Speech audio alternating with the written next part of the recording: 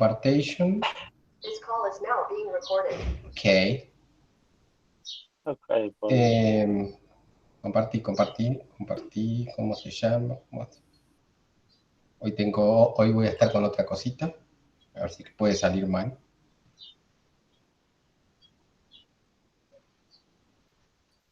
ya que se puso.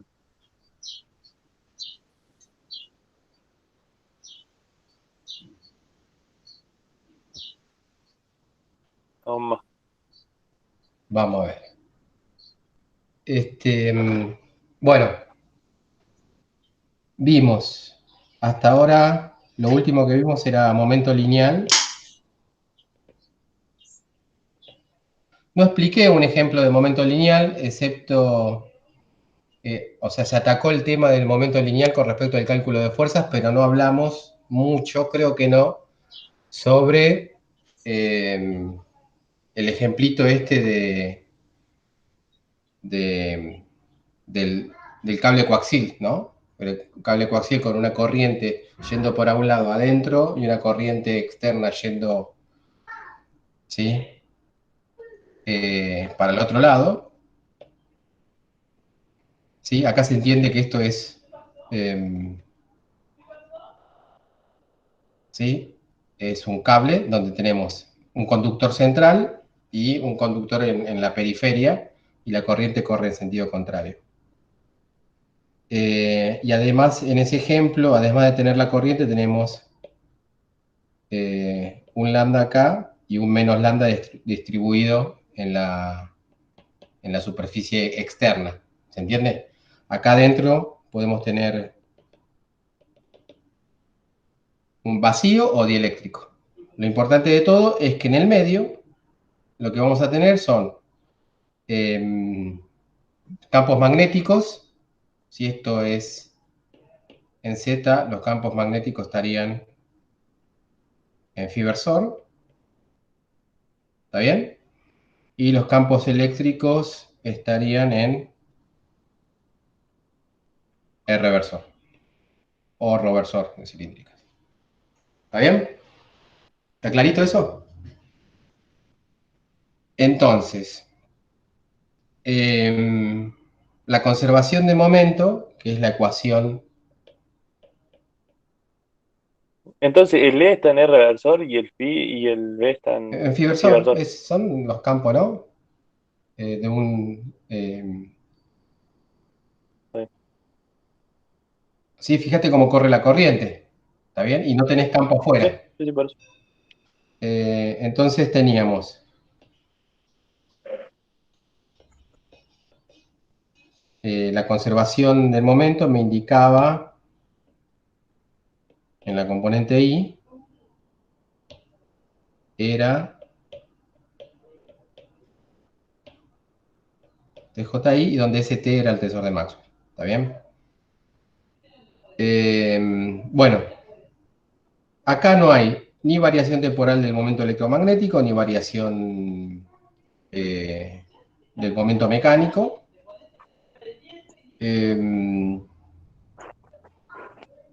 ¿Sí? Eso estaría bien. ¿Se acuerdan que era el P el P electromecánico? El P electromagnético era, en vez de ser 1 sobre mu 0, como lo era en el vector de Poynting, era con el epsilon 0. ¿Está bien?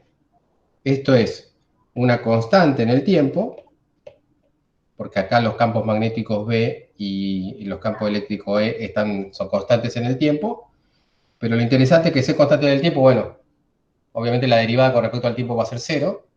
Lo interesante acá es que esto en sí es diferente de 0, la cantidad. ¿Sí? O sea, el E por B con el epsilon 0 va a dar, ¿sí?, una cosa que, bueno, fíjense que está en rho versor el campo eléctrico y el phi, entonces el P va a estar dado en Z. ¿Está bien? Acá cuando uno hace el producto vectorial, era eso. O sea, es algo que va a estar dado en Z versor. Entonces viene toda la cuestión acá de qué es eso que está ahí. Y cómo puede ser que esté. Tenemos un sistema que está en reposo, ¿sí?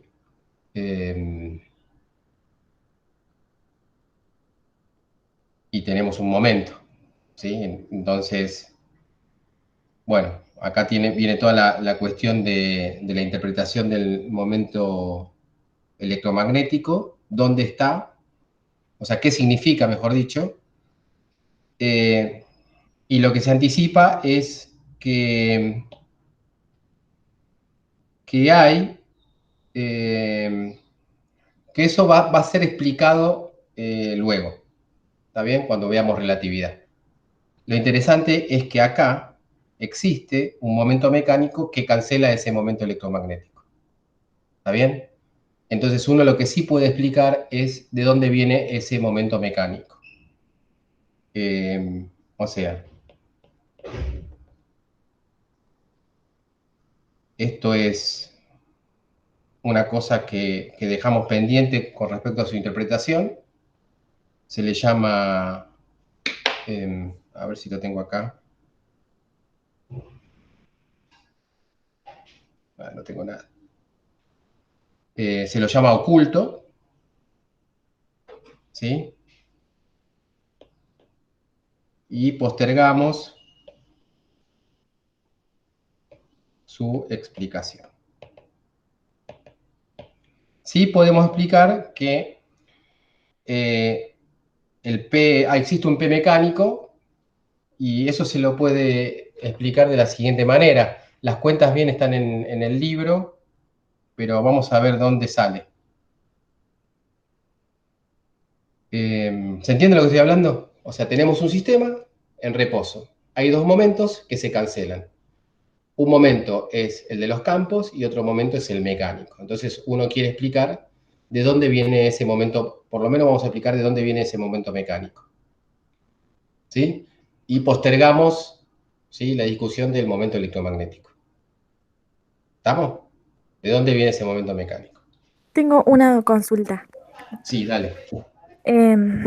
O sea, se puede hacer esa cancelación porque estoy teniendo los campos constantes, pero si por ejemplo yo variara uno de los campos descargando el sistema, ahí no lo podría cancelar.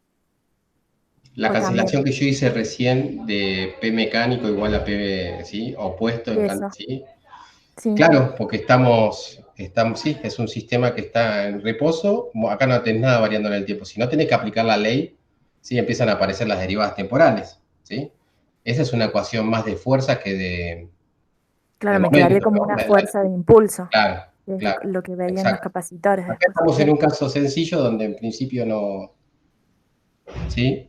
Todo es constante, entonces uno tendría que explicar cómo es que, eh, primero tendría que explicar qué es el momento electromagnético, interpretado de alguna manera. Eso se posterga, pero vamos a ver dónde está el momento mecánico acá. Y el momento mecánico lo vamos a explicar bien como en física 1, ¿sí? Uno tenía un cuerpo, le aplicaba una fuerza durante un tiempo y después de ese tiempo ese cuerpo adquiría una cierta velocidad y ahí tenía un momento. ¿Está bien?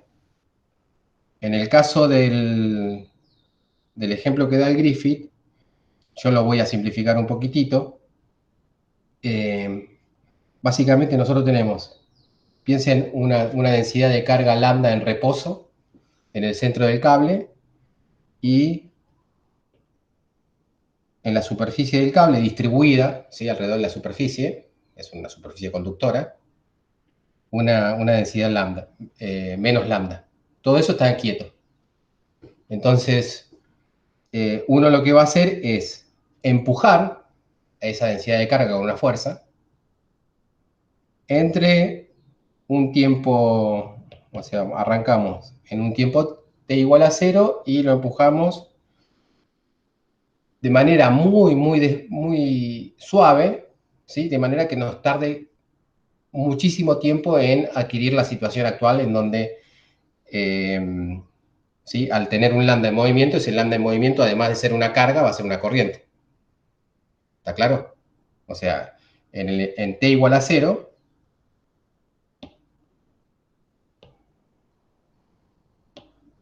en t igual a 0 vamos a tener esto quieto. ¿Sí? Quieto, quieto y quieto. Se entiende que acá está el cable, ¿no? Acá viene esto así. ¿Sí? Y se extiende. Estamos agarrando un pedacito L del cable. Y en t igual a t final, ¿sí? Este lambda, además se está moviendo con cierta velocidad. ¿Sí? Y esa velocidad va a hacer que en el medio haya una corriente que es lambda por b.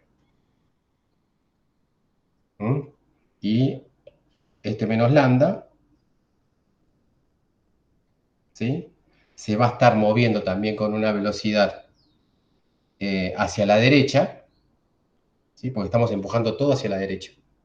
Ahora vamos a aplicar una fuerza hacia la derecha.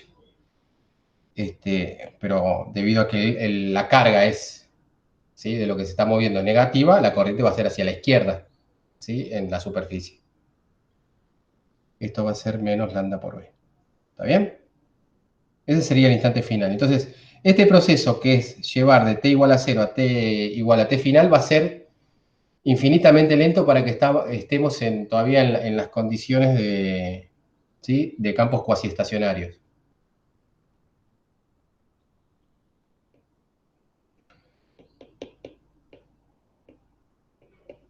¿Sí? Acá estoy repitiendo, pero es la misma corriente. Esta corriente que estoy poniendo acá es la misma corriente que está acá, ¿no? Porque está distribuida en la superficie. Es una corriente hacia la izquierda.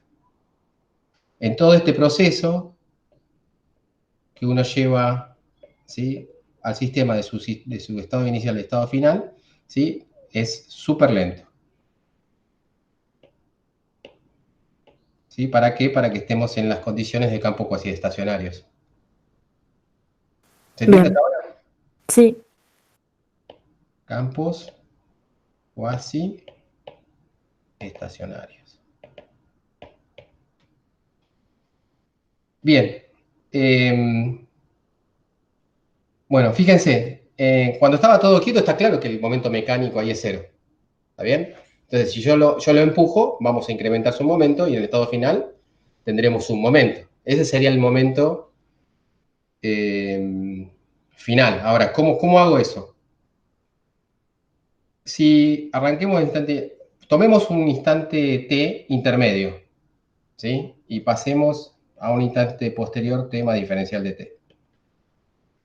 En un instante t, lo que vamos a tener es que vamos a tener cierta velocidad, ¿sí? Vamos a tener un lambda en el medio con cierta velocidad, y el menos lambda de acá arriba con esta misma velocidad. ¿Está bien? Ahí yo voy a tener una corriente. Pero esa corriente, ¿sí?, si yo quiero aumentar la velocidad, va a aumentar la corriente en un diferencial de I, después de un tiempo. ¿Está bien? Inicialmente, como tenemos una corriente, ahí vamos a tener un campo, ¿sí? Ese campo va a ser un campo intermedio, que va a estar dado, ¿no?, el que dibujamos antes. ¿Está bien? Ese campo va a valer B a tiempo t, pero a tiempo t más diferencial t va a tener un incremento. ¿Estamos de acuerdo? Entonces, ¿qué pasa? Si tiene un incremento, lo que va a provocar un incremento de campo magnético es, por ejemplo, en esta superficie,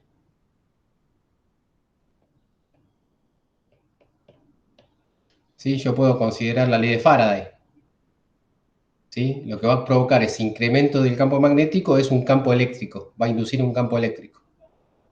¿Sí? Ahora vamos a ver cómo se relaciona ese campo eléctrico con nuestro problema.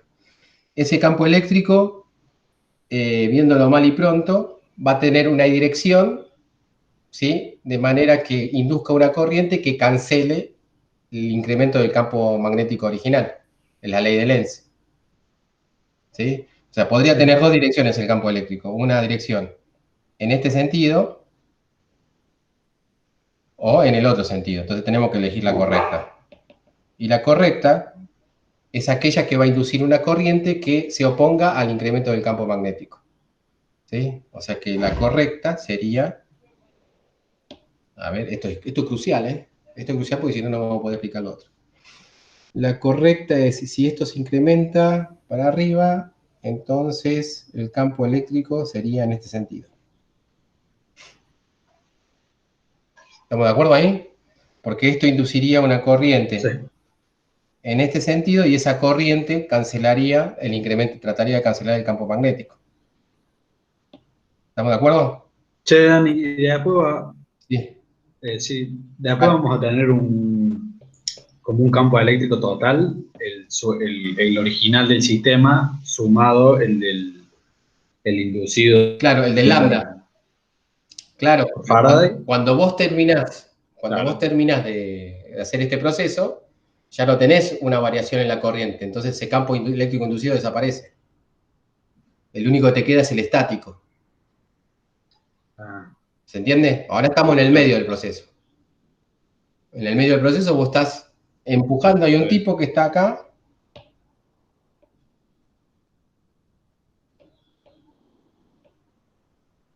Empujando, ¿sí? A las cargas para la derecha. Entonces, lo que estamos viendo es que cuando estamos empujando las cargas para la derecha, ¿sí? El sistema responde con un campo eléctrico inducido, que no es el campo electrostático del lambda, ¿sí? Es el campo inducido por la variación del campo magnético, que es este ahí arriba y este acá abajo, ¿sí? Entonces, fíjense que por tratar de aumentar, ¿sí?, la velocidad, me aparece una fuerza de origen eléctrico opuesta. ¿Sí? Yo lo empujo para la derecha y el sistema responde, ¿sí?, con una fuerza hacia la izquierda. Entonces, para seguir aumentando, yo lo que tengo que ir haciendo es ir cancelando ese campo eléctrico o esa fuerza eléctrica que me aparece. ¿Se entiende? O sea que yo justamente tengo que trabajar contra esa fuerza eléctrica que me va apareciendo durante un determinado tiempo para lograr el estado final. ¿Sí? Ese sería el origen. Las cuentas se pueden hacer, están en el libro, son más o menos sencillas, pero uno después integrando, ¿sí?, la fuerza entre tiempo cero y el tiempo final, ¿sí?, lo que obtiene es el momento. ¿Sí? Cuando hace esa integración, obtiene el momento final. Y el momento final justamente es un momento mecánico que justamente cancela ese momento electromagnético que todavía no podemos explicar. ¿Se entendió? ¿Mm? El origen del momento mecánico del sistema. ¿Mm? Uno me podría haber dicho, bueno, pero ya con los datos que tengo en el problema, ya sé si, bueno, si tengo una carga, tenemos partículas moviendo hacia la derecha, ¿sí? Lo multiplico por la masa y la velocidad y listo, pero la masa no la tengo. ¿Sí? Porque en el momento sería masa por velocidad. ¿Está bien? Lo único que tengo de información de esa partícula es la carga. ¿Sí? Entonces, nuestro procedimiento es independiente de conocer la inercia que tiene la partícula que nosotros tenemos ahí, o la masa. ¿Está? Es usando algo que ya aprendimos, que es el cuasiestacionario. Si no hubiésemos usado el cuasiestacionario para explicar de dónde el momento mecánico, lo que hubiera sucedido es que parte del trabajo que uno hace no va al momento mecánico, sino se va al campo electromagnético como radiación electromagnética, que es uno de los últimos temas que vamos a ver. ¿Se entiende? La condición de hacer el proceso es muy bien lentito, es para que esa energía, yo me asegure que esa energía vaya, ¿sí?, al momento mecánico de las partículas. ¿Se entendió? ¿Mm? Bueno, acá esto es, después se fijan en el Griffith, traten de repasar este problemita en términos de las cuentas, pero bueno, por lo menos ya tienen un panorama de cómo es que uno explica el momento mecánico, no el electromagnético, de este problema. ¿Mm? ¿Genial? ¿Sí? Ah, acá tiene unas cositas, digamos. En el problema, este lambda en realidad la geometría del problema es este. Este lambda no está en un hilo, ¿sí? Está en la superficie de un cilindro interno y, bueno, el lambda de afuera sí está en la superficie del cilindro externo. Entonces, acá uno a veces, si no tiene cuidado, sí pueden obtener, fíjense que ese lambda, sí tiene un campo eléctrico asociado que se hace infinito en el hilo, ¿está bien? Entonces, si uno quiere saltearse esos problemas de los infinitos que tienen, uno puede agarrar al lambda y distribuirlo uniformemente, ¿sí? En un cilindro con cierto espesor, ¿está bien? Y si quiere hacer el problema del hilo, ¿sí? Un cilindro con espesor cero, lo que hace es tomar el límite del radio de ese cilindro tendiendo a cero al final de las cuentas, ¿sí? Y con eso se puede, digamos, ahorrar algunos dolores de cabeza. ¿Está bien? No sé, digo, hay que justificar de alguna manera por qué se puso un cilindro en el problema, imagino que debe ser por eso. Pero eso ya es un tema más de la cuestión más matemática de la resolución del problema. A mí me interesa que sepan lo que estamos haciendo desde el punto de vista de física 1. Estamos, Che, Dani, el cuando estado decís final es estado final cuando del la sistema, ¿cuál sería ese estado corriente, o final? sea, vos vas incrementando la corriente de 0 amper hasta la corriente que sea de 1 amper, ponele que es el sistema que vos estás teniendo. Cuando vos arrancaste con este problema, ¿sí? Ahí había una corriente. A ver, ahí tenías una corriente. Esa es la corriente final. ¿Sí? Sería la velocidad final de las cargas que estamos viendo. ¿Sí? Eh, Sí, entonces en esa claro, transición se para genera vos lograr un eso, vos estás momento empujando al sistema. ¿Sí? electromagnético. Y ahí lo estás transfiriendo en momento mecánico. Lo haces infinitamente lento para que ese momento que transferís sea mecánico, no sea electromagnético. ¿Está bien? Entonces vos tenés que explicar después el momento electromagnético ese que está ahí, de dónde aparece. Pero eso no lo vamos a hacer ahora. Che, pero para llegar a esa velocidad final, ¿no tiene que haber una aceleración Sí, entonces? en realidad lo que estamos haciendo es ir cancelando el campo eléctrico o la fuerza eléctrica inducida de a poquito. ¿Viste? ¿Te acordás cómo hacíamos? Sí, pero sí, obviamente tenés que tener una aceleración, pero lo vas haciendo bien, bien lentito. Estás aplicando una fuerza. Es como que vos, la fuerza eléctrica inducida es, yo qué sé, 1 newton y vos le estás aplicando 1,0001 para ir aumentando, ¿está bien? Tu fuerza mecánica apenas sobrepasa esa fuerza de 1 newton que te está haciendo el problema, el campo eléctrico. Entonces vos lo haces infinitamente lento, entonces lo lográs. Por eso, si uno hace, acá estás haciendo la consideración de cosas que son infinitamente lentas. Es muy parecido a lo que parecía en termodinámica, ¿no? Cuando vos llegabas, hacías un trabajo, ¿no? La condición esa de hacerlo, no sé si se llamaba cuasi estacionario, pero, ¿sí? Hacerlo muy lento el trabajo, ¿está bien? Para que vos puedas calcular la energía. Sí. Bueno, listo. Ahora vayamos a lo del momento angular.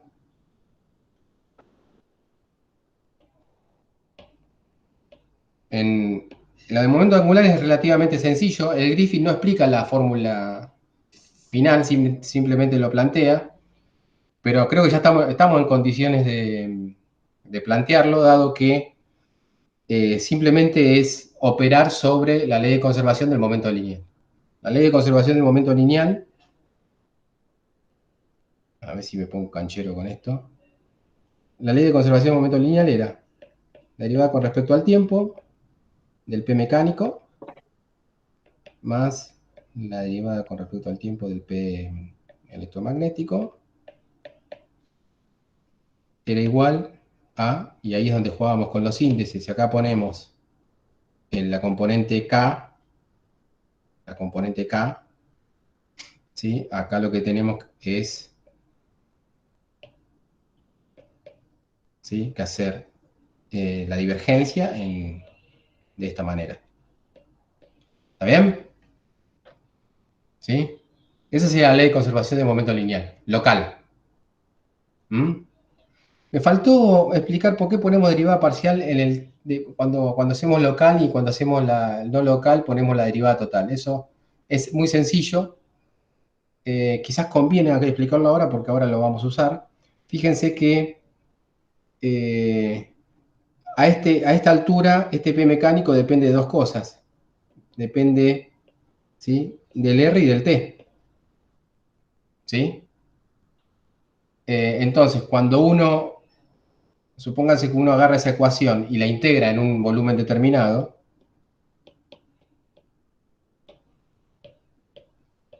con un diferencial de B, por supuesto,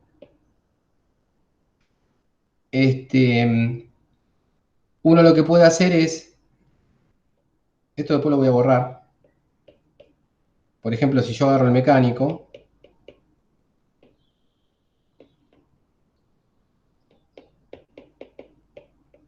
¿sí?, acá hay un diferencial de volumen. Fíjense que la operación de integración, el volumen se supone fijo en el espacio, hace que yo pueda sacar la derivada parcial afuera. ¿Está bien?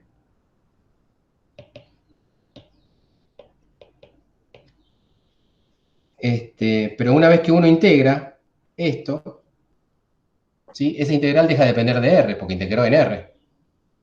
¿Está bien? Y esto sería el P mecánico total.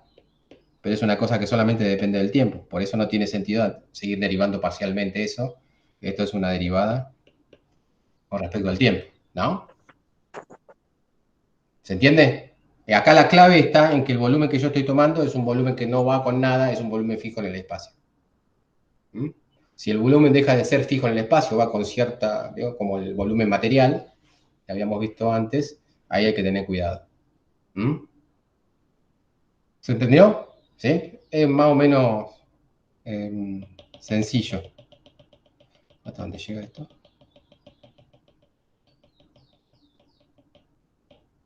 Está muy callado, che. Me tiene que decir, sí, sí. ¿Se entendió? Ah, bien. Sí, se entendió. Bueno, bueno, sigamos con esto. Van a ver que es sencillo. Bueno, ahora hagamos esta operación. Recordemos que es un producto vectorial con los índices. Acá estamos trabajando con índices. Recordemos que si C es igual a por B, son dos vectores, la componente C sub I era igual a epsilon i jk, ya debe estar cansado de esto, pero acá, a jbk. ¿Está bien? ¿Estamos? Sí. Eso lo tenemos re claro ya a esta altura, ¿no? Entonces yo lo que voy a hacer es, pensando en eso, es multiplicar a izquierda. Acá vamos a cambiar este índice, van a ver que, fíjense, acá hay un J que se está siendo usado y para no mezclarlo, vamos IJK, después del K viene el L, entonces vamos a usar el L acá. ¿Sí? Y le enchufamos a todo esto, lo multiplicamos por izquierda, en las dos partes, ¿sí?, en la parte izquierda y derecha de la ecuación, por lo que va a ser el producto con R, que es el que define el momento angular. Epsilon IJK por epsilon J. ¿Ve que ahí ya estoy usando el J? ¿Está bien? Epsilon J no, RJ.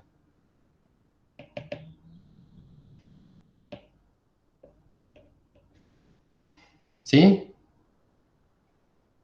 Entonces lo que me va a quedar es epsilon IJK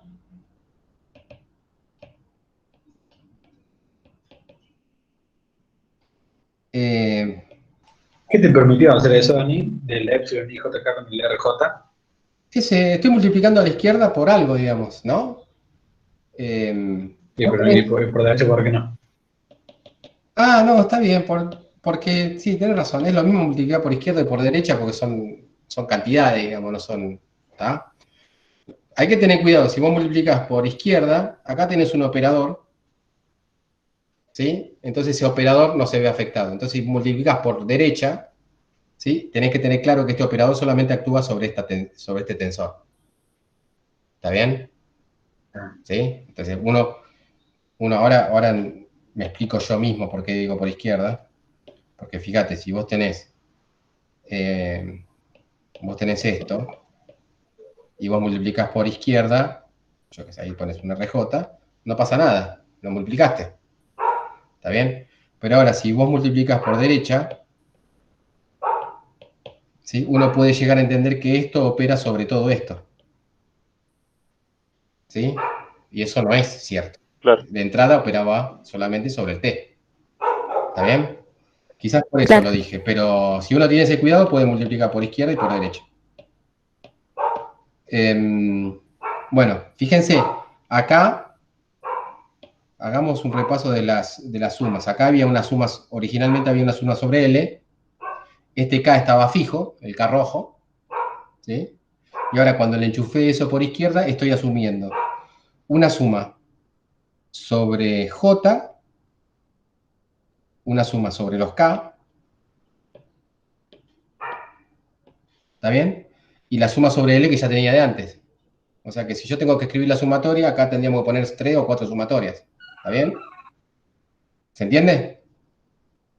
El I queda fijo, no hay sumatoria sobre I porque aparece una sola vez. ¿Por qué hago esto? Bueno, Los J. ¿cómo, Alan? Vas variando los J. Claro, los J, los K y los L. Al principio, en la primera ecuación, lo único que variaba era el L. ¿Está bien? Ahora, esto es como que estoy haciendo un producto de matrices, ¿no? Estoy multiplicando matrices de forma con coeficientes. Entonces puede aparecer medio oculto. Es mucho más fácil para mí trabajar así. Espero que para ustedes, o por lo menos lo aprendan. Bien, y todo esto lo hago porque la idea es, acá yo tenía originalmente una ecuación que era A igual a, si quieren B, era AK igual a BK, y lo que estoy haciendo es epsilon IJK por RJ, perdón, estoy haciendo esto. Y esto, fíjense que equivale, o sea, cuando hago esto, lo que estoy indicando Dani, ahí es... Sí, vamos a escribirlo te todo. pregunto de nuevo, Dani. Sí. O sea, vos tenías la igualdad en un principio AK igual a BK. Si vos multiplicas por un lado el EIJK es 1, el RJ vale algo. Ahora sí. Sí, cuando hago así, a veces yo abuso, ¿no? Cuando hago así, lo que estoy haciendo es distribuir esto acá y ahí. No, soy menos, ¿está bien? Claro, a ambos Eh, miembros multiplica Ahora por sí. izquierda. Lo sí, mismo. Está espero que bien, ahora Masone sí. no vea nunca estos videos, ¿está? Bueno, pero es eso lo que estoy Capaz que te haciendo. Pero fíjense que denuncia. Después, lo que estoy haciendo acá básicamente es considerar el producto vectorial, la componente I del producto vectorial, ¿no? Che, Dani, Y y por ese eso. AK es la matriz derivada de T con el P mecánico, ¿no? Claro, no, estoy haciendo un ejemplito de cualquier, ¿no? Yo partí de una ecuación que era tipo AK igual a BK, ¿está bien? Y lo que estoy haciendo es usar esa ecuación para un producto vectorial que es el momento angular, ¿está bien? Che, y Bueno, ahí te falta un paréntesis o se te superpuso. Ah, bueno, ya está. ya está. Ahora lo distribuyo como hay que hacerlo. ¿Sí? Si yo lo distribuyo, fíjense que me va a aparecer epsilon IJK, acá sí lo puedo hacer en este lado, entonces me queda RJ, la derivada con respecto al tiempo del P mecánico, componente K, más RJ con respecto al tiempo de la componente K, todo eso igual a epsilon IJK, RJ, la derivada con respecto a L de TLK. Ahí estamos bien. Entonces yo lo que voy a hacer acá es, fíjense, esto es una derivada parcial. O sea, como es una derivada parcial solamente con respecto al tiempo, no me afecta que yo pueda pasar el RJ para este lado. ¿Está bien? Es más, puedo pasar también el epsilon IJ adentro del operador de derivada temporal. ¿Está bien? Porque no dependen del tiempo esas cosas. ¿Sí? Son numeritos, no dependen del tiempo. Lo mismo puedo hacer allá. O sea que, usando el hecho de que yo estoy derivando parcialmente con respecto al tiempo, esto me va a quedar la derivada con respecto al tiempo de epsilon IJK, RJ, P mecánico componente K, más epsilon IJK, RJ, P mecánico componente K. ¿Está bien? ¿Estamos de acuerdo? Porque la derivada es una derivada con respecto al tiempo. Fíjense que está lindo esto porque... Y se fue.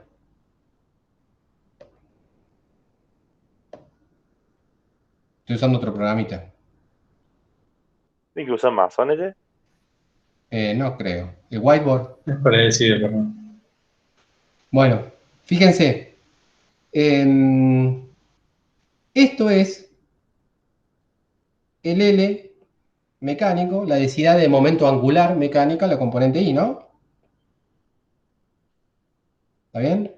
Y esto sería una especie de densidad momento electromagnética, componente I. ¿Está bien? Porque es el epsilon IJK RJ por el P mecánico. ¿Sí? Es una densidad ahora de momento angular. Lo vamos a... ¿Sí? Me pusieron cara, así que lo vamos a ver mejor después. Y esto que está acá sonamos con el RJ. ¿Sí? Porque ese... ¿sí? No lo podemos meter adentro porque esto es una derivada con respecto a la componente L de R, ¿no? Así que lo que vamos a hacer es usar la definición de derivada de producto, metámoslo adentro al RJ y después restemos la diferencia. Si yo lo meto adentro al RJ y al IJK son constantes, son unos y ceros, así que no hay problema con eso. Lo que me va a quedar es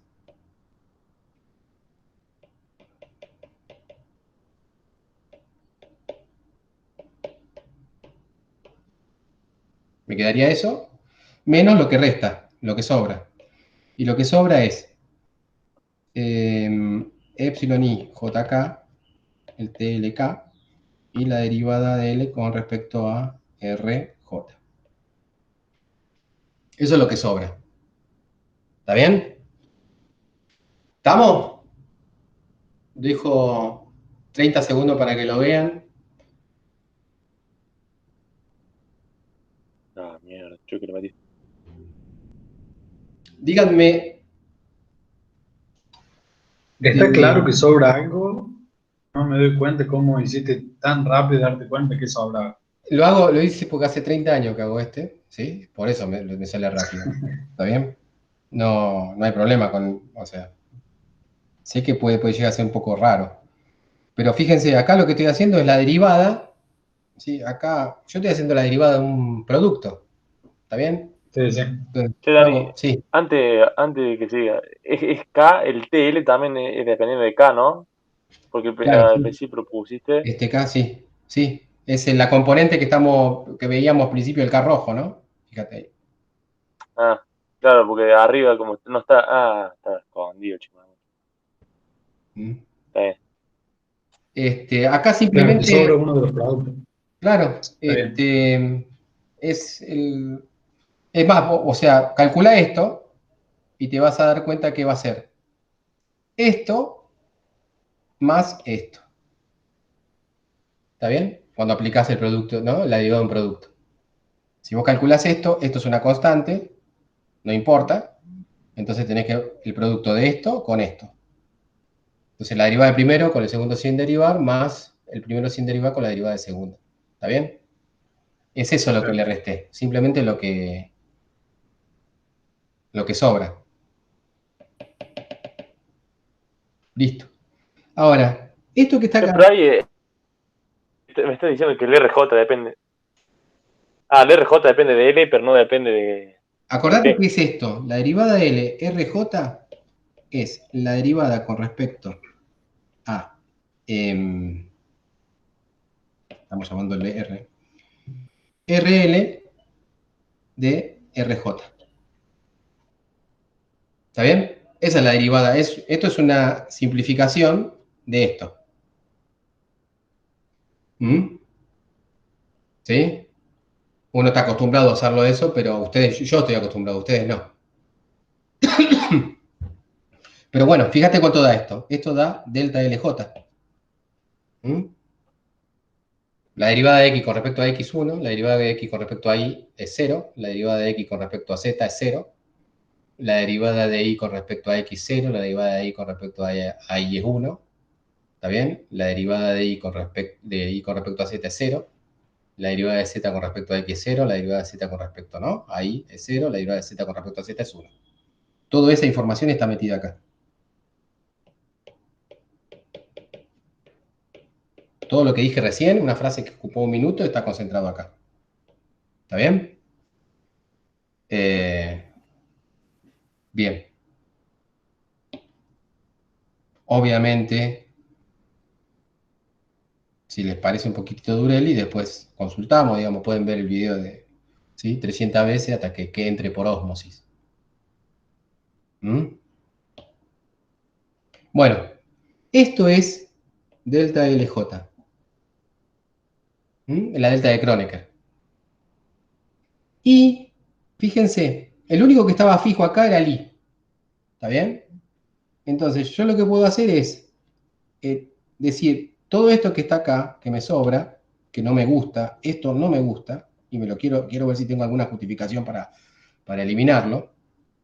Eso que está ahí es igual a menos epsilon IJK de T,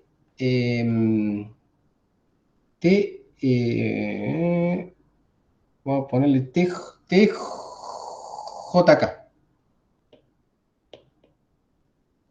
¿Está bien? Me quedo ahí porque el L tiene que ser igual a J. Entonces, las dos sumatorias, ¿sí? Hay una sumatoria que se va. En realidad se van las dos sumatorias. Se van las sumatorias sobre L. No, queda la sumatoria sobre J. De las dos sumatorias queda una. Pero fíjense qué tiene esto. ¿Se acuerdan que habíamos dicho que el tensor de Maxwell era simétrico? ¿Sí? ¿No se acuerdan? Bueno. Sí. Sí. Bien. Fíjense, supónganse que yo estoy viendo la componente I del momento, I igual a 1 del momento angular. En el caso de que I fuese 1, acuérdense que I está fijo acá, este cálculo es menos epsilon 1, y los otros corren sobre todos los índices posibles, pero lo único que interesa son el 2, 3, quedaría T 2, 3, menos epsilon 1, y el otro posible es 3, 2. Y esto sería T 3, 2. ¿Está bien? Esto que está acá vale 1. El epsilon 1, 2, 3 vale 1. El epsilon 1, 3, 2 vale menos 1. ¿Está bien? Entonces, para i igual a 1, esto me va a dar 0. ¿Por qué? Porque eran simétricos. T23 y T32 eran lo mismo. ¿Está bien? Claro. Entonces, Sí. esto me da 0. El mismo razonamiento puedo usar para i igual a 2 y para i igual a 3. Así que esto se te va. Y ahí es donde llegamos a la ecuación de la ecuación de conservación, a la ley de conservación para el momento angular. La ley de conservación para el momento angular en forma local es el L mecánico, componente I, más el L electromagnético, que ahora lo voy a definir bien, componente I, va a ser igual a la derivada parcial, y ahí ahí sí puedo elegir, no, vamos a ponerlo con el L. Del epsilon IJK RJTLK. ¿Está bien? Esto sería una nueva matriz En vez de ser un tensor de Maxwell, va a ser el tensor de otro tipo. ¿Está bien? Yo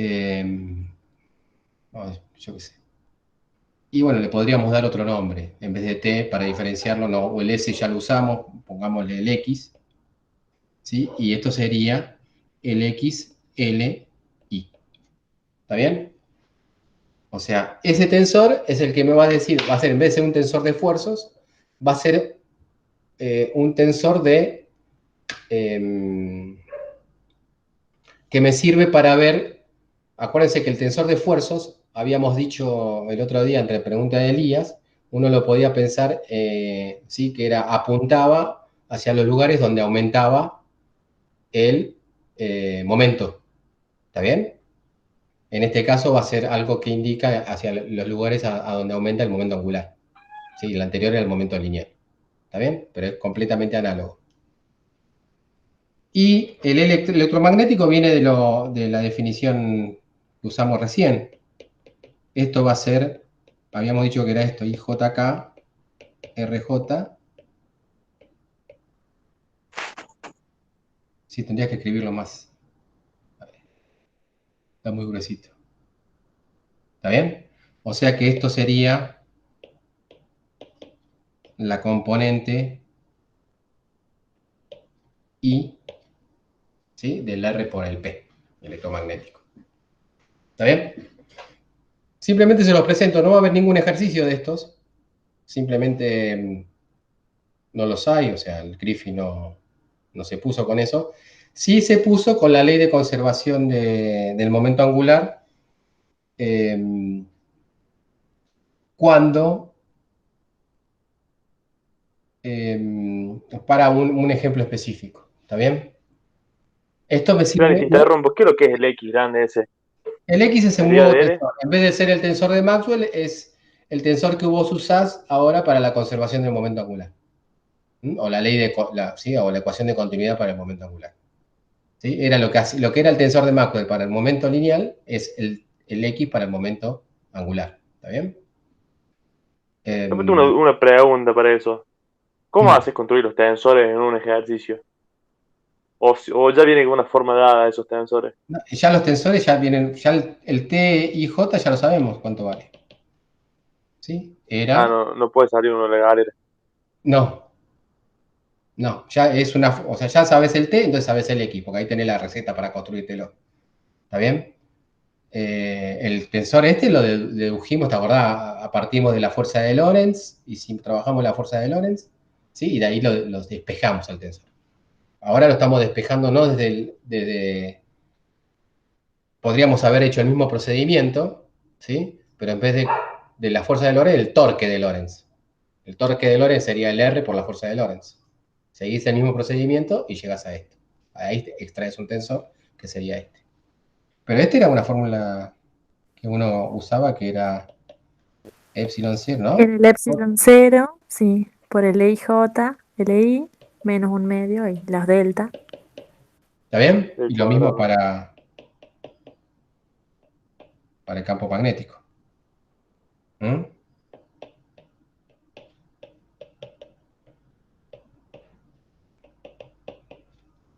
¿Sí? Bien.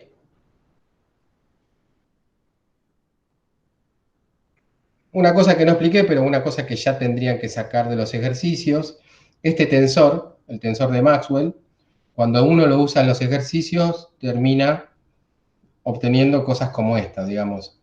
Uno tiene que hacer la integral, por ejemplo, L de TLI, ¿está bien? Por diferencial volumen. Cuando uno llega, cuando uso el teorema de la divergencia, pensando esto que es en un vector a sub L, ¿sí? Termina calculando la integral de TLI por diferencial superficie L, ¿no? Porque está sumando sobre L. El I fijo, digamos, es como si fuese, no existiera, ¿no? Uno se tapa la cara y es como si no existiera. Listo, entonces, cuando uno reemplaza ahí, lo que va a terminar calculando, supóngase que lo voy a hacer solamente para el caso del campo eléctrico. Para el caso del campo eléctrico, uno termina haciendo esto. EI, ahora le voy a explicar por qué esto es útil entenderlo. EI, EJ, diferencial S, no, EI, EL. Vamos a ponerlo como lo escribí ahí. L, EI, menos, bueno, el diferencial de S, L, menos un medio E al cuadrado, delta. En este caso sería LI, por diferencial SL. ¿Sí? Uno está calculando esto. La integral en superficie pasó usando el teorema de la divergencia, la integral en volumen, la integral en superficie. Me olvidé de la parte magnética, pero es para que entiendan lo que voy a hacer ahora. Fíjense, acá uno tiene un producto escalar entre este E y ese diferencial S. Y este es el vector, la componente I, el vector que uno está viendo acá, ¿no? Acá uno lo que está viendo es la componente I de cierto vector. Entonces, uno termina haciendo este cálculo. El diferencial de S va a ser una especie de diferencial S por el diferencial de ese vector, por un versor normal. Entonces uno termina haciendo esta cuenta. E por N, que es lo que estoy haciendo ahí, por el EI, menos, acá me queda diferencial SI, o sea, me quedaría un medio de A al cuadrado, NI, todo eso por diferencial de superficie. ¿Está bien?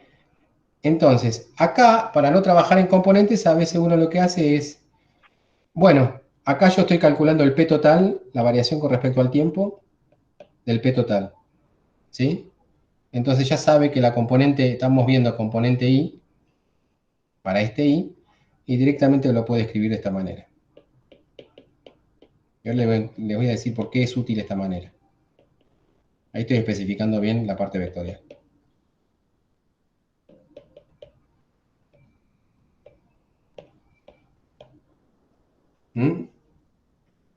Y a veces esto es muy útil, arrancar directamente de esta fórmula, ¿sí?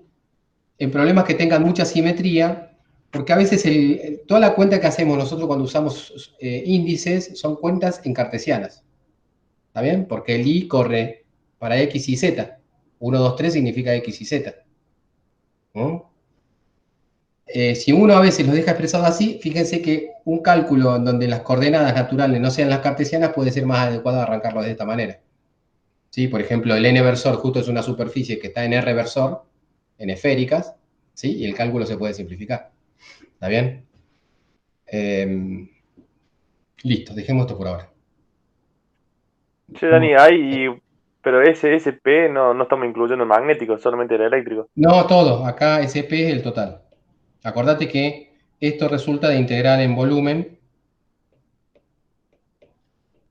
Y ni importa que no Claro, haya pero lo tenido en que cuenta. dice Alan, claro, desde arriba no incorporamos cuando hicimos los T sub LI la parte magnética. Ah, no, acá va lo mismo.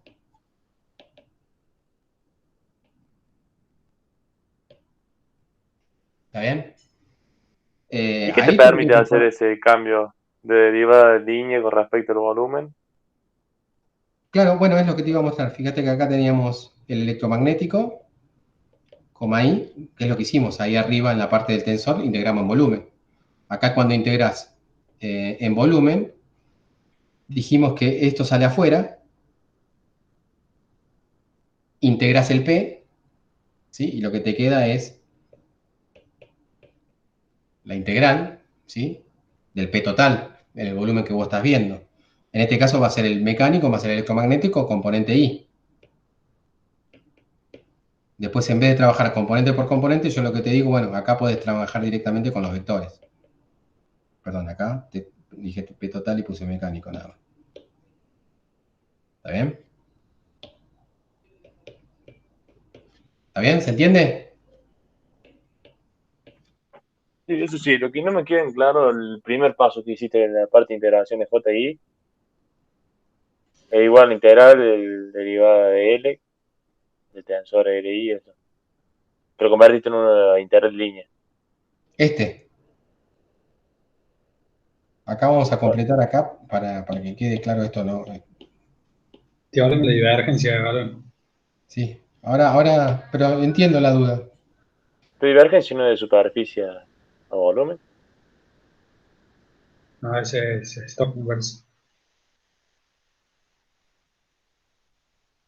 Pero el volumen, la línea no sabe qué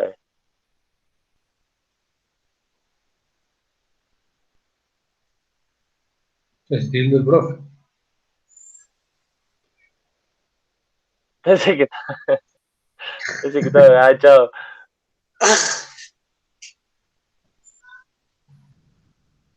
No, pero esa S sigue siendo una superficie.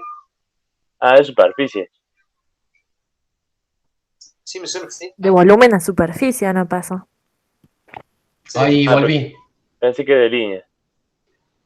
Claro. Ahora, Dani, Volví.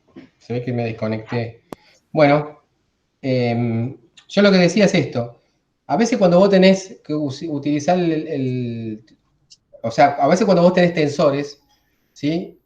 Y tenés que usar el teorema de la divergencia, lo que te conviene es ver ese tensor como si fuese un vector, ¿sí? no, Porque yo es así. entendí mal, Dani, ahí. Pensé Ah, que era un integral de línea ese, diferenciar ese. no, es superficie, Ah, listo. ¿sí? Por eso pregunté qué teorema usaba para hacer paso uno de volumen a línea. Ahí se me habían quemado los cables. Mm. Bueno, Ah, está bien. listo, entonces estamos. Ahí ya tendríamos más o menos lo último que quería mostrar es una forma de ver la ecuación de continuidad a nivel no local, ¿sí? Sin necesidad de usar índices que a veces pueden perturbar, digamos, el cálculo cuando uno tiene que usar coordenadas que no son cartesianas. ¿Está bien? Igual creo que el Griffith en la resolución de problemas usa todo coordenadas cartesianas, así que no hay problema con eso. Bien, y terminamos con un ejemplito de aplicación. El ejemplito se los voy a presentar igual que le presenté el momento lineal.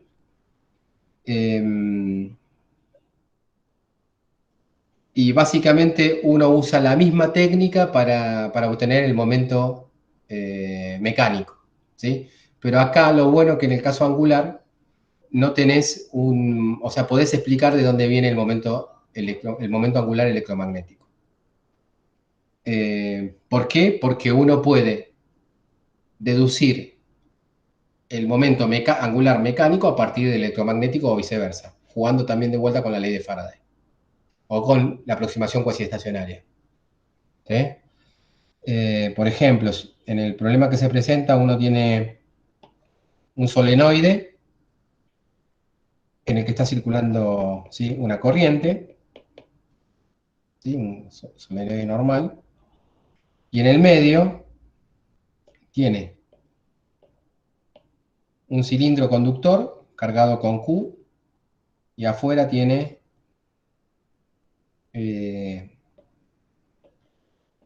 un cilindro también conductor cargado con menos Q. Entonces uno va a tener una zona, ¿sí?, una zona intermedia, en donde va a haber campo eléctrico, campo magnético. En esta zona uno va a tener las dos cosas, ¿no? Campo eléctrico y campo magnético, ¿sí? Porque estamos haciendo la aproximación que los largos de los solenoides, los cilindros esos son suficientemente largos para ¿sí?, no pensar en los efectos de borde. Bueno, y fíjense que acá el campo eléctrico sería radial hacia afuera, ¿no? El campo magnético sería hacia adentro, hacia arriba. ¿Está bien? Por lo tanto, el P electromagnético va a ser, en este caso, en Fibersor, menos Fibersor. ¿Mm? O sea, va a estar dado para acá. ¿Sí? Esto sería el P electromagnético. ¿Estamos de acuerdo ahí? Y si yo tengo, y si yo quiero calcular el momento angular, eso dijimos que era R por el P electromagnético. Si yo puedo poner mi origen en cualquier lado, yo que sé, lo pongo acá. Sí, no es el mejor lugar, podría ser el centro de los cilindros, pero bueno, no importa. Entonces, si este es mi R, ¿está bien? Mi L, ¿en qué dirección va a estar? Va a estar en...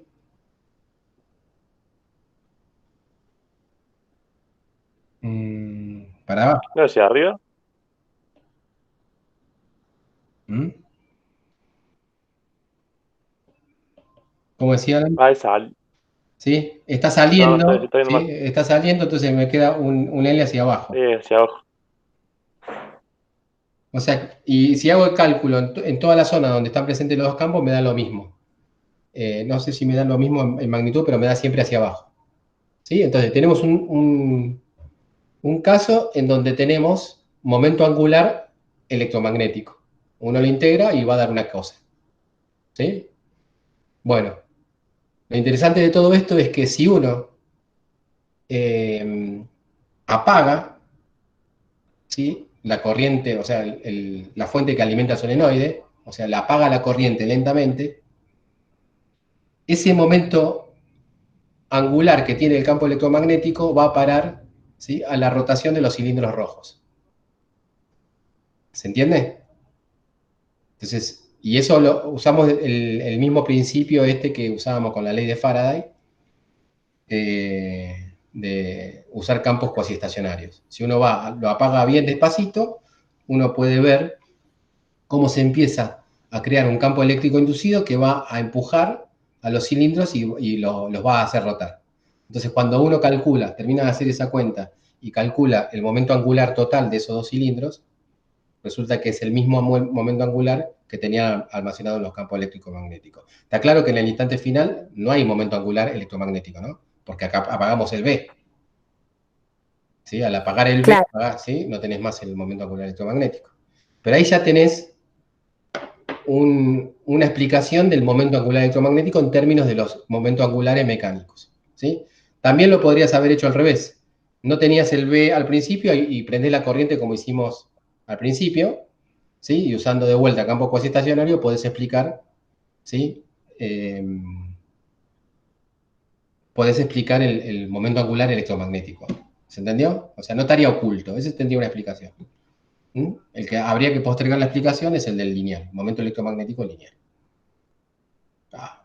Listo. Haciendo una síntesis, Dani. Sí. Haciendo una síntesis. Vos, sí. O sea, si tenés un campo magnético B, el que le metes un campo magnético B, un campo eléctrico. Claro, ¿no? Y ahí genera que se anulen.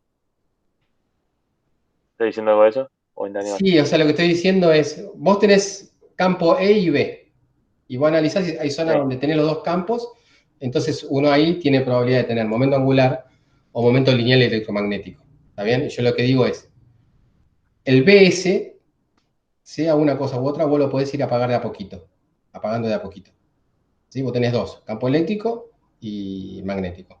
Al B lo apagás de a poquito. Cuando vos apagás de a poquito el B, lo que se te va, no estamos hablando de este campo eléctrico, sino de otro, aparece un campo eléctrico inducido.